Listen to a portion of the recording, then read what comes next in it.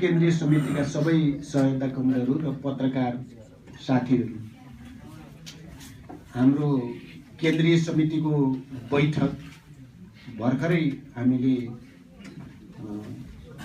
केही विषयहरूमा महत्त्वपूर्ण निर्णय गरेर सकेका छौँ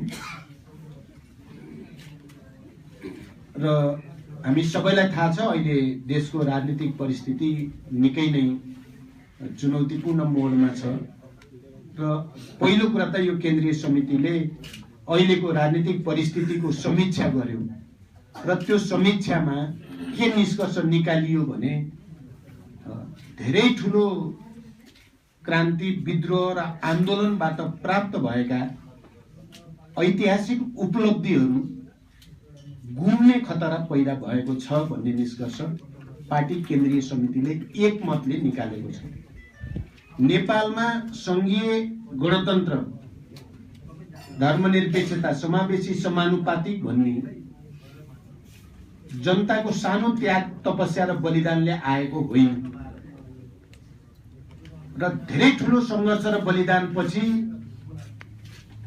विस्तृत शान्ति सम्झौता मार्फत संविधान सभाबाट संघीय लोकतान्त्रिक गणतन्त्र संस्थागत गर्ने निर्णय भएको हो। तर अहिले संविधान सभा दोस्रोको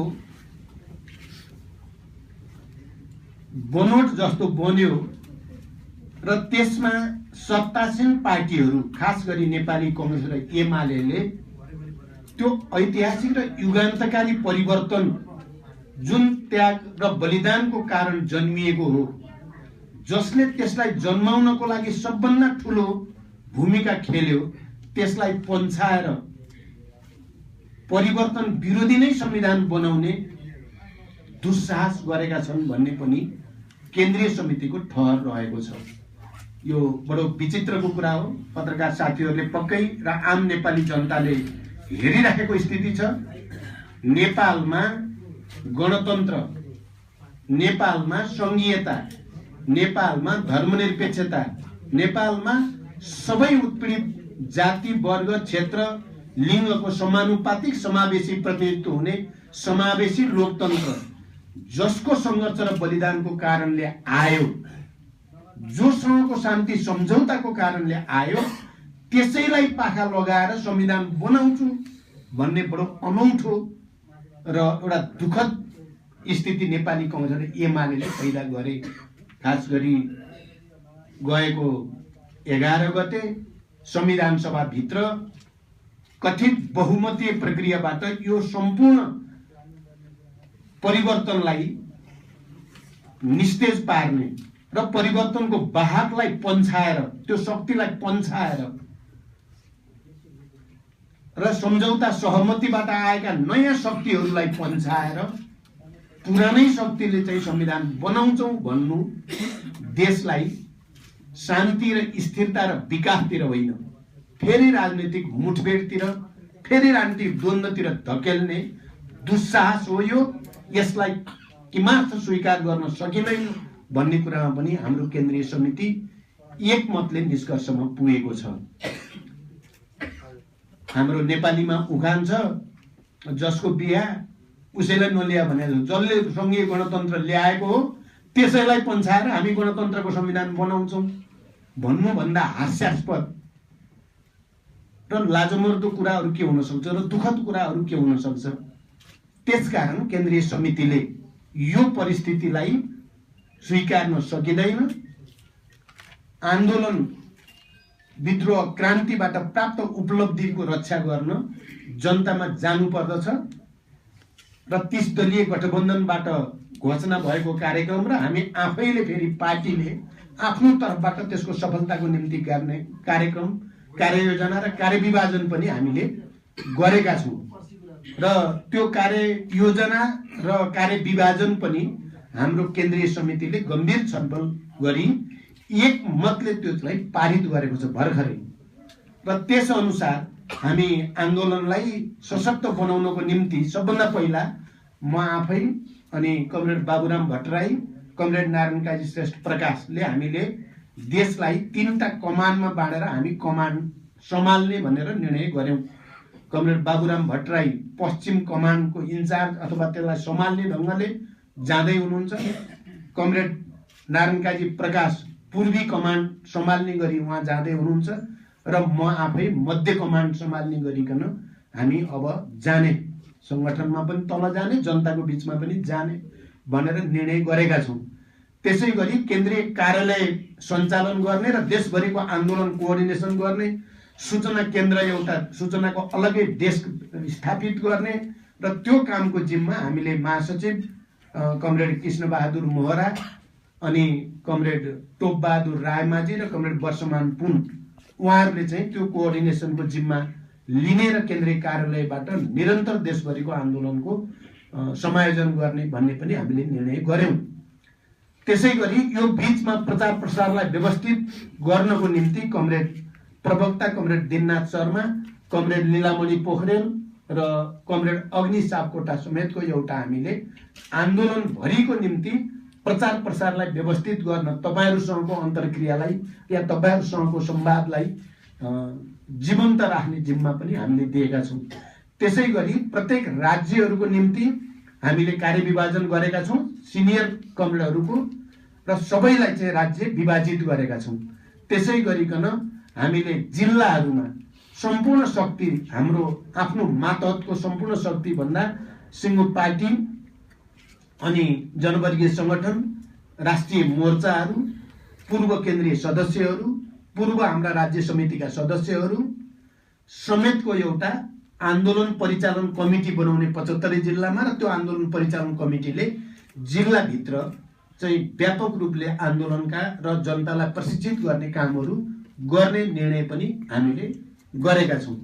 त्यसको साथै जिल्लामा हामीले जनपरिचालन गर्नको निम्ति प्रत्येक गाविस स्तरमा चाहिँ जनपरिचालन कमिटी बनाउने र जनतालाई यथार्थ स्थिति के हो भन्ने कुरा 30 दलीय गठबन्धनको तर्फबाट एउटा अपिल आज मात्रै अन्तिम रूप दिइएको छ। त्यो अपिललाई हामीले यो केन्द्रीय समितिमा पनि पढेर सुनायौं र त्यसलाई ठीक छ भन्ने चाहिँ केन्द्रीय समितिको धारणा पनि रह्यो र त्यो अपिल मार्फत हामीले भन्न खोजेको कुरा के हो र हाम्रो चाहिँ विरोध केमा पर्यो संविधान सभामा र कसरी संविधान सभालाई निरर्थक बनाउने, अर्थहीन बनाउने, ऐतिहासिक र युगान्तकारी परिवर्तन ल्याउने शक्तिलाई पन्छाएर परम्परावादी यथास्थितिवादी शक्तिहरूले त्यसलाई कब्जा गर्ने षड्यन्त्र कसरी भयो, हामीले सहमति केमा कतिसम्म गर्न जिम्मेवार भएका थियौं, केमा मिलेन भन्ने कुरा र हामीले संघीयताको कुरा गर्दा हामी कुनै जातिको राज्य बनाउन हिँडेको होइन। हामीले जातीय विभेद उत्पीडनको अन्त्य गर्ने कुरा मात्रै हामीले गरेका हौं र हाम्रो कुरालाई बडो विकृत ढंगले यो देशका उच्च जातीय सामन्ती अहंकारवादबाट ग्रस्त मान्छेहरू र तपाई पत्रकार साथीहरुसँग हाम्रो विशेष अपील पनि यो हो, हामीले त नेपालमा रहँदै आएको एकल जातीय राज्यको अवधारणा बदल्न खोजेको। नेपाल एकल जातीय राज्यबाट चल्न सक्दैन। नेपाल बहुजातीय, बहुभाषिक, बहुधार्मिक, बहुसांस्कृतिक विविधता युक्त देश हो र त्यो कुरो संविधानमा झल्किनु पर्दछ र सबै वर्ग जाति समुदायले संविधानमा अपनत्व महसुस गर्ने हुनुपर्छ भनेको कुरालाई माओवादीले जातीय राज्य बनाउन खोज्यो भनेर जे भनिएको छ, बरु एउटै भाषा, एउटै भेष, एउटै के भन्ने जो नारा पञ्चायत कालमा राजावादीले लगाउँथे त्यस्तै गरिकन अहिले नेपाली कांग्रेस र एमालेले त्यही परम्परागत बिडो सामन्ती अहंकारवादको, उच्च जातीय अहंकारवादको बिडो थाम्न खोजेको मात्रै र अनि जो चोर उसको ठुलो चोर भने जस्तो जसले विभेदको अन्त्य, उत्पीडनको अन्त्य, सबैलाई सम्मान दिने र एउटा बलियो राष्ट्रिय एकताको पक्षमा उभिएको छ त्यसलाई विखण्डनकारी भन्ने बडो चाहिँ विचित्रको स्थिति पैदा भएको छ। त्यसलाई चिर्नको निम्ति पनि हामीले गाउँ गाउँमा चाहिँ कार्यकर्ता नेताहरू जाने, पुर्याउने भनेर हामीले भनेका छौं र यसको साथै हामी अझै पनि संविधान सभाबाट सहमतिकै आधारमा हिजोका ऐतिहासिक सम्झौता सहमति अनुसारको संविधान बनोस् भनेका छौं। तर यदि कांग्रेस र एमालेले त्यत्रो चाहिँ क्रान्ति, त्यत्रो ऐतिहासिक शान्ति सम्झौता र अनि अन्तिम समयसम्म भएका अघिल्लो संविधान सभाका सहमति र यही संविधान सभा भित्र पनि सहमति हुन नजिक पुगेका कुरालाई पनि उल्ट्याएर जबरजस्ती बहुमत लगाउँछौँ भन्ने भयो भने त्यसको प्रतिवाद गर्न जुनसुकै स्तरमा पनि जानुपर्छ भन्ने कुरामा पनि हाम्रो केन्द्रीय समिति एकमतले निर्णयमा पुगेको छ। हामी चाहन्छौँ दीर्घकालीन शान्ति कायम होस्, शान्ति सम्झौतालाई अक्षरशः पालन गरियोस्, सङ्घीय गणतन्त्र ल्याउनको निम्ति सबभन्दा ठुलो त्याग तपस्या गर्ने रगत बगाउनेलाई पन्छाएर चाहिँ हामी गणतन्त्रवादी भन्ने पाखण्ड चाहिँ नचलोस् भन्ने हामीले चाहेका छौँ। र अब सायद यति भन्नु नै तपाईँ पत्रकार साथीहरूको लागि पर्याप्त छ कि हामी आफै कमान्ड सम्हालेर हामी जनताको बिचमा अब हिँड्यौँ। हामी काठमाडौँमा चाहिँ अब जनताको बिचमा गएर जनतालाई सबै साँचो साँचो कुरा के हो भन्ने कुरा बताएर मात्रै हामी फर्किन्छौँ। अब तपाईँहरूलाई केही भन्नु छ भने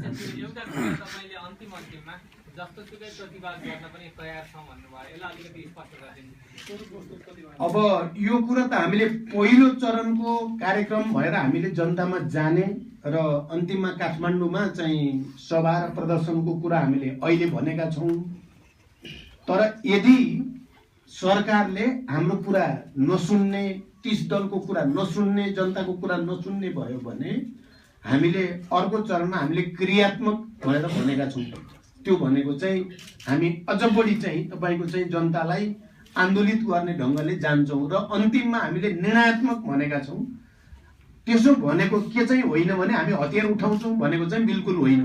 हामी शान्ति प्रक्रिया र लोकतान्त्रिक प्रक्रियाबाट बिल्कुल हामी अहिले दायाँ बायाँ जाने भन्ने हाम्रो होइन। तर शान्तिपूर्ण सङ्घर्षको चाहिँ सीमासम्म चाहिँ हामी जान्छौँ भनेको तपाईँहरूलाई थाहा छ। 62-63 सालमा जनआन्दोलन हुँदा शान्तिपूर्ण थियो कि त्यो हिंसात्मक थियो? तपाईँहरूले भन्नुहुन्छ नि शान्तिपूर्णै थियो, हो पनि शान्तिपूर्णै थियो। त्यो हामी त जनयुद्धमै थियौँ त्यति बेला, हामी चाहिँ हिंसात्मक आन्दोलनमा थियौँ। तर शान्तिपूर्ण आन्दोलनमा के भएको थियो भन्ने तपाईँहरू नै सबभन्दा राम्रो बुझ्नुहुन्छ। त्यही कारण हामी पनि यदि सरकारले जबरजस्ती गर्यो भने शान्तिपूर्ण सङ्घर्षको अधिकतम सीमासम्म जे गर्न सकिन्छ सबै गर्छौँ भनेको हो। एमाले अध्यक्ष केपी ओलीले 10 अर्ब दियो भने माओवादीले संसद खोल्छ भने सुन्नलाई के भन्नुहुन्छ? अब यस्तो वाहियात कुराको जवाफ दिनु पनि मलाई लाज लागेको छ। नेपालमा यस्ता पनि मान्छे नेता भएका छन् र अझ उल्टो अहिले देशकै ठेकदार हुन् जस्तो गरेका छन्। अब यसको जवाफ दिन मैले आवश्यक ठानेको पनि छैन र जवाफ दिनु आफैलाई कता कता तल तल खस्या जस्तो लाग्ने भएको छ। म यति मात्रै भन्छु, अस्ति हामीले संविधान सभा के अरे व्यवस्थापिका संसदमा लामो समय चाहिँ अवरुद्धको स्थिति रह्यो। हामीले यो बजेटको विषयमा अनि पेट्रोलियम पदार्थको मूल्यको विषयमा र 4 बुँदे सहमति कार्यान्वयन गर्ने विषयमा अनि टिआरसी गठन र डिसिपिएड कमिसन गठन सम्बन्धी विषयमा हामीले कुरा राख्यौँ र अवरुद्ध गर्नुपर्ने स्थिति भयो।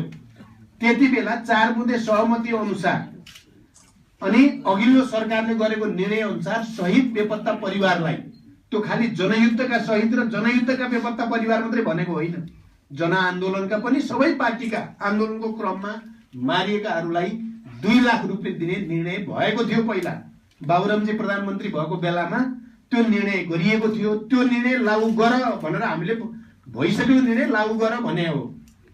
र त्यति बेला अब 2 लाखको दरले दिँदा जति शहीदहरू बेपत्ताहरूको सङ्ख्या छ झन्डै 2.5 अरब या त्यस्तै 2.5-3 अरबको चाहिँ हाराहारीमा आउँछ।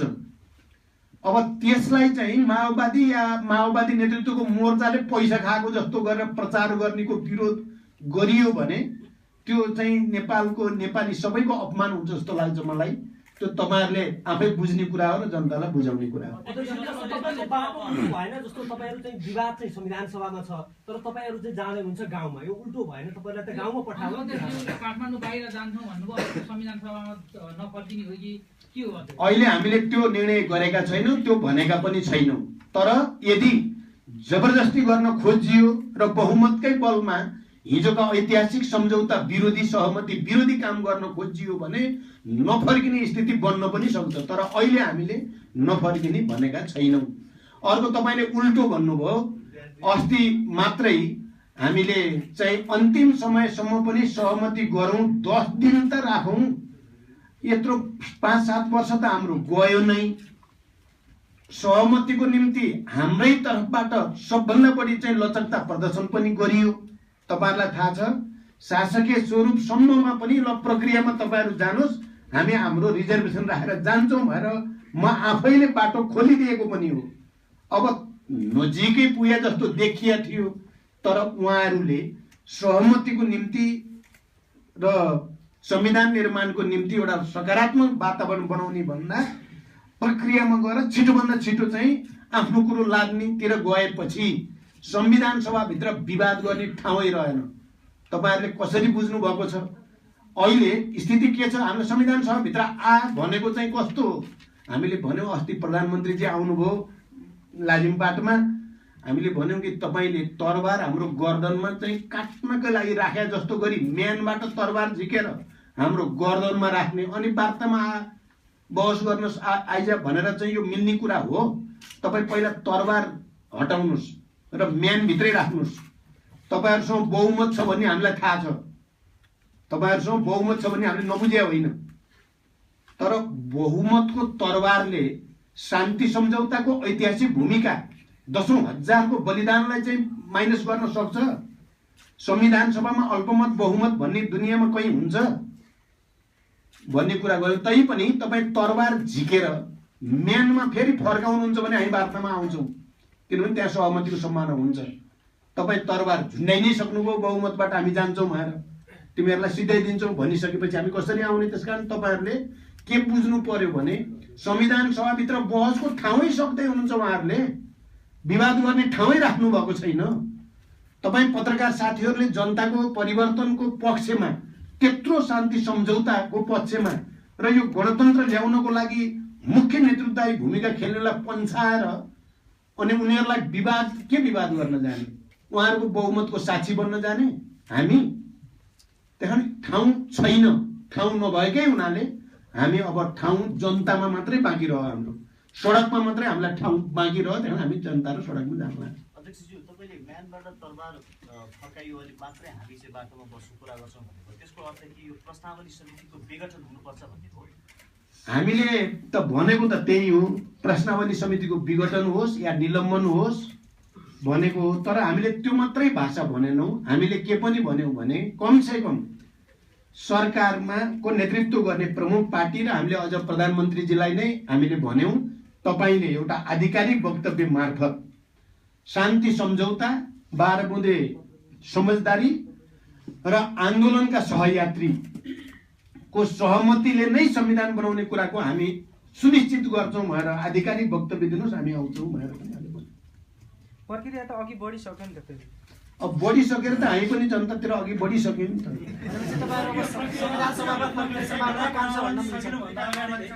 निर्णायक आन्दोलन आउनुभन्दा अगाडि प्रक्रियाबाट संविधान जारी गर्छौँ भनेर दाबी गरिरहेका छन् कांग्रेसले भने। अब उहाँहरूले चाहिँ त जबरजस्ती त नियम मिचिराख्नु भएको छ, परम्परा मिचिराख्नु भएको छ, यो सबै त भएकै छ। उहाँहरूले निर्णायक आन्दोलन आउने भन्दा अगाडि नै अब भोलि पर्सि नै गरे पनि हुन्छ। उहाँहरूलाई अहिले कुनै नियम नीति थिति विधि केही चाहिएको छैन। अन्तरिम संविधान पढ्न नि उहाँहरूलाई पर्दैन, शान्ति सम्झौता पढ्न नि पर्दैन हैन। अब त्यहाँ के लेखिया छ, के प्रतिबद्धता व्यक्त गर्न नि परेन। नियमावली, यही संविधान सभाको नियमावली पनि चाहिएन, परम्परा के पनि चाहिएन। हिजो के गरिएको थियो, नजिर के थियो, त्यही संविधान सभा हो। सभामुखले 4 जना उठ्दाखेरि चाहिँ संविधान सभाको बैठक स्थगित गर्नुहुन्थ्यो। सहमति भएन भने कति 17 पटकसम्म दलहरूको बिचमा सहमति भएन भनेर सूचना टाँसेर बैठक स्थगित गर्नुहुन्थ्यो। अन्तिम समयमा म, बाबुरामजी, हामी, प्रकाशजी, हामी सबै थियौँ। संविधान सभाको बैठकसम्म त सुरु गरिदिनुहोस् आज 14 गते भन्दा हुँदैन भन्ने सभामुख उहाँ नै हो। अहिले संविधान सभाको आयु अझै 3 वर्ष बाँकी छ। कार्यतालिका 8 गते त आएन भनेपछि 19 दल संविधान सभाका बहुसंख्यक दल 150 बराबरीको सभासदले चाहिँ अहिले कार्यतालिका चाहिँ मिलाएर गरौँ भन्दा उहाँ मान्नुहुन्न। अनि सत्तासीन पार्टीको निर्देशनमा उहाँले जबरजस्ती नियम मिचेर परम्परा मिचेर हिजो आफैले गरेको अभ्यासलाई लत्याएर गर्नुहुन्छ भने योभन्दा दुर्भाग्यपूर्ण कुरा के हुन्छ? तपाईँ पत्रकार साथीले यो चिजलाई त यस्तो चाहिँ डबल स्ट्यान्डर्डलाई त चाहिँ एक्सपोज गरिदिनु पर्यो, नत्र त यो देश त बर्बाद हुने भयो। नत्र त चाहिँ ठुल्ठुलो पदमा पुगेका मानिसहरू नै आफ्नो चाहिँ स्थिति कमजोर हुँदा एउटा मूल्य मान्यता नियम विधि संविधानको व्याख्या आफ्नो स्वरेख पर्दाखेरि चाहिँ जे मनलाई त्यही गर्ने भनेपछि हुनसक्छ उहाँहरूले 2-4 जना भोलि पर्सि नै संविधान सभा बोलाएर हाम्रो 2/3 भयो संविधान यही हो भन्ने नि हुन्छ, भन्न पनि सक्नुहुन्छ उहाँहरूले। तर त्यो जनतालाई स्वीकार्य हुँदैन, त्यो हामीलाई स्वीकार्य हुँदैन। अब उहाँहरूले चाहिँ त्यसरी गर्नु भएछ भने त उहाँहरूले चाहिँ वास्तवमा हामीले यही बुझ्छौँ कि हिजो निरङ्कुशतावादीहरूले जसरी संसारै हाम्रै हो भन्ने ठान्दा के गति भयो उहाँहरूको पनि त्यही हुन्छ भन्ने हामीलाई लाग्छ।